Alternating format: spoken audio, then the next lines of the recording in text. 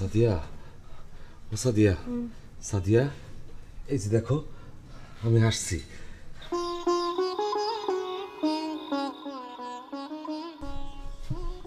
আপনার চাকরি হয়েছে? হ, চাকরি একটা হইছে। এরপর আমার লগে তোমার আমি নিয়ে যাবো ঢাকায়।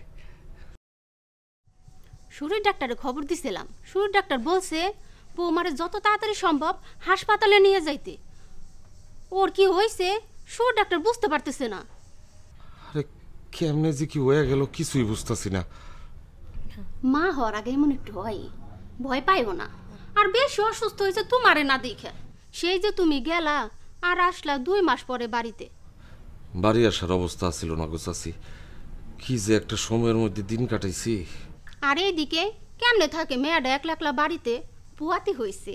ওর তো একটু আলাদা সেবা যত্ন দরকার। কালকে আমি ওরে হাসপাতালে বড় ডাক্তারের কাছে নিয়ে যাব, তারপর একটু সুস্থ হইলে আমার লগে ঢাকায় লয়ে যাব। ঢাকা নিয়ে গেলে রাখবা কেমনে? ও তো কাজ কাম করতে পারবো না। ওর দেখাশোনার জন্য তো আলাদা মানুষ দরকার। কিন্তু বাড়িতে ওরা আহি কেমনে? আমি তো আর এত ঘন ঘন আসতে পারুম না। না, আমি আপনার সঙ্গে যাবো। আমি ঢাকায় যাবো, এখানে আমি থাকবো না। আচ্ছা, যা ভালো মনে হয় একটা কিছু করুন যাইব। আগে তো সুস্থ হও। হপ, তুমি আগে একটু সুস্থ হও, আর চিন্তা করাটা বাদ দাও। চিন্তা করতে করতে তুমি আরো অসুস্থ হয়ে গেছো। আপনারও তো চোখ মুখ কেমন শুকিয়ে গেছে, খাওয়া দাওয়া মনে হয় কিছু করেন না। আজ তুমি কথা কই না তো, আগে তুমি সুস্থ হয়ে নাও। খালি তোরা সুস্থ থাকলেই তো হইব না, যে আসতেছে তারও সুস্থ রাখতে হইব। আর তারে সুস্থ রাখার জন্য তোমাদের সুস্থ থাকতে হইব।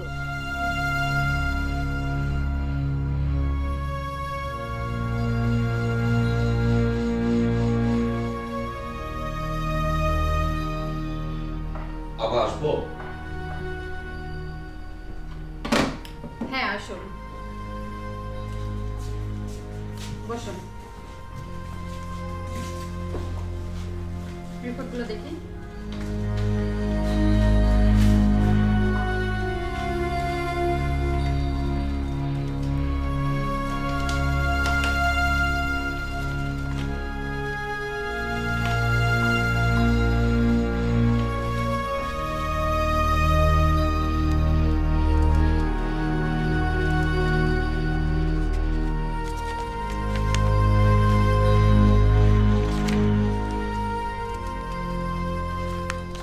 যা সন্দেহ করেছিলাম তাই।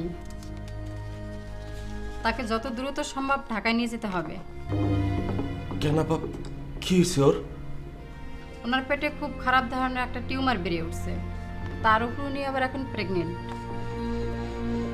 এখনই যদি অপারেশন করে টিউমারটা কেটে না ফেলে দেওয়া হয়, তাহলে মা ও বাচ্চার জন্য খুব খারাপ ধরনের সমস্যা হবে। আপনার বাচ্চাটা বাঁচবে কিনা জানি না, কিন্তু আপনার ওয়াইফকে তো বাঁচাতে হবে। হ্যাঁ হ্যাঁ আপা, কি করলেন এটা? তাহলে আমি কি করবো? ঢাকায় নিয়ে যাওয়া ছাড়া আর কোনো উপায় নেই। আচ্ছা, কত টাকা লাগতে পারে? তা তো 5-7 লাখ লাগবেই, খুব ভাইটাল অপারেশন।